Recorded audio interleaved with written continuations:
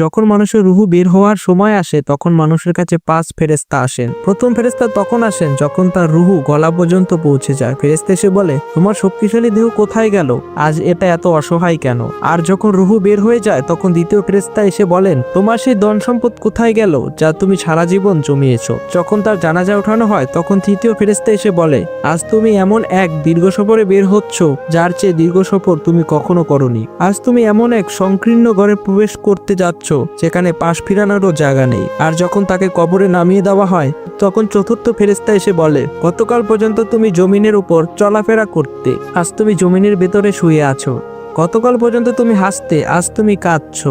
গতকাল পর্যন্ত সবাই তোমার সাথে ছিল, আজ তুমি একা পড়ে আছো। আর যখন কবরে মাটি দেওয়া হয় এবং সবাই চলে যায় তখন পঞ্চম ফেরেশতা এসে বলে, তোমার সব আপনজন তোমাকে ছেড়ে চলে গেছে।